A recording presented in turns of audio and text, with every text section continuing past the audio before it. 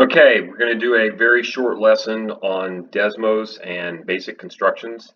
So first of all, a construction is anything where you're using tools to build something precise versus a sketch, which is just something that illustrates your point, probably more freehand.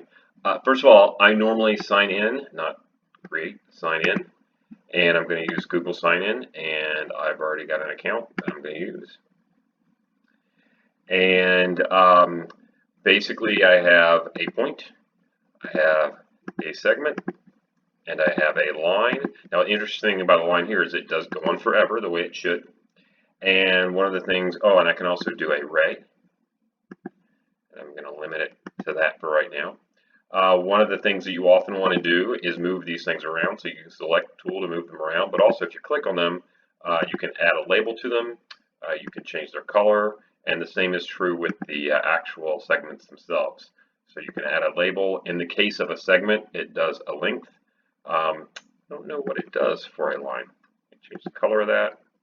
Oh, so notice the line, you cannot label it. It doesn't have a length. What about this one? Nope. Change the color. Not that. And so once again, let me click on that one more time.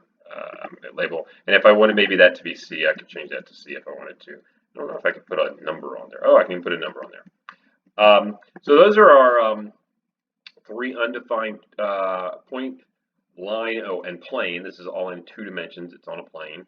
Our 3 undefined points. We've got a linear pair here. We have an acute angle. We have an obtuse angle. I can swing that angle around if I want to. I can even measure that angle, I believe.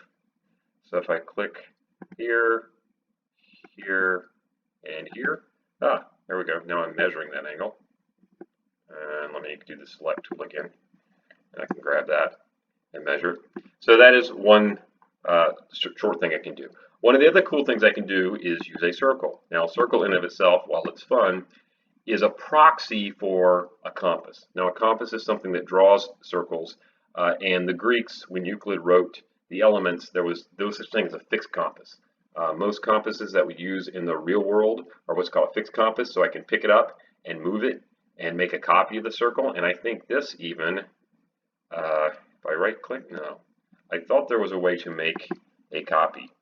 Oh, I think the compass is, but I'm going to do it the way that Euclid did it. So I'm going to actually do a new construction and erase my old one. And so one of the first things we actually like to do is do an equilateral triangle. And so I could kind of guess, I could kind of try to make something that looked equilateral here. And this is pretty close, but we don't know, and I could measure it and things like that. But there's a way to construct that. I wonder if undo works. Oh, undo works. So Control Z works. Okay, so here's how you do it. I draw a circle of this size, and then draw a circle from here. This is my center now of this size, so this is a radius for both of them. Well, that radius there, whatever it is the same length as, as this radius here. Those have to be the same because the definition of a circle is all the points around a center that are a fixed distance from it, and that fixed distance is the radius. So anything I draw to the edge has to be the same length, and I could actually even label these to see it. In fact, let's just do that real quick. I'm going to have an alarm go off in just a minute, which means I've talked too long. Let's see. Once again, select tool. So you will see that this thing is 3.51, as well as this thing is 3.51, as well as this thing is 3.51. So let's add one more.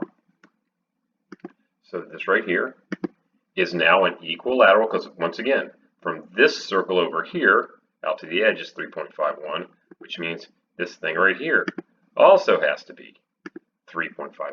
Okay, here's the really cool part too. Now notice my segment was arbitrary length, 3.51. If I make the segment bigger, these circles are attached. This circle here has a radius that's 3.51. This circle over here has a radius of 3.51. If I make this segment longer, both the circles will expand because they're built on that radius. And notice how my triangle gets better. Wow, that's cool. Let's see, one more thing. Let's do a new one. No, I don't want to save it. I want to do it. So I'll do one more thing. I'm just going to bisect an angle, because that was what you saw last night. So here's an angle, and oh, so that's interesting. It doesn't actually do that. So let me do this with a ray. It tells me it's 41 degrees,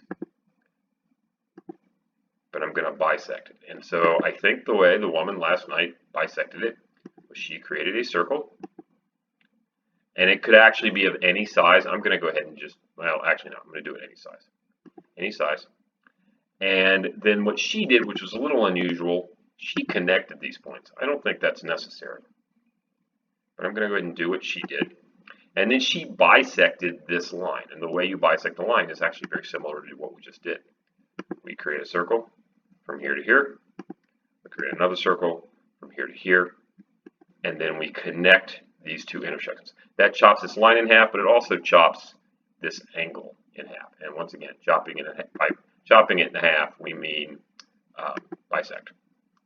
So I'm going to almost be done here. Okay, point. Oh, point. Notice it goes through there. There we go. That bisects the line. It bisects the angle. And let's see if we can't prove that. I don't know if I can get two angles on here. Boink, boink, boink. Okay. Not quite. Okay, so do the select tool. I can make this bigger or smaller. Nope, I can make this bigger or smaller. Okay, notice I think there's some rounding going on. So when it's odd numbers, it's correct. When it's even numbers, it's not quite right. Okay, 84 degrees is the whole thing. 42 is that one. I bisected the angle. That's plenty. Thanks.